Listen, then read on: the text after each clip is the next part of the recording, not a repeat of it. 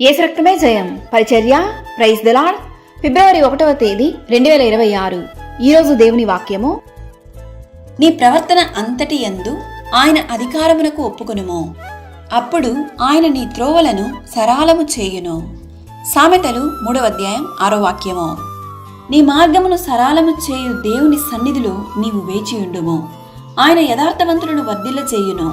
నీ చీకటి మార్గంలో వెలుగును నింపు దేవుడు, నీవు త్రోవ తప్పినను ఆయన నిన్ను సరైన మార్గంలో నడిపించును.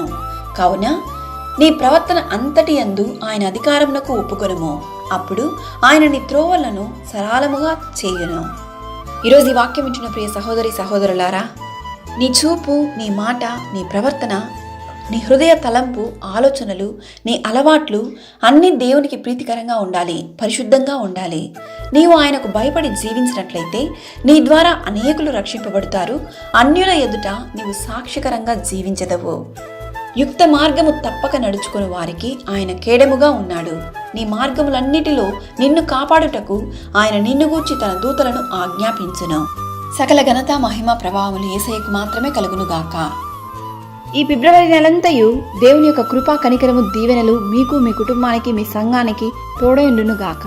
ఆమేన్. God bless you.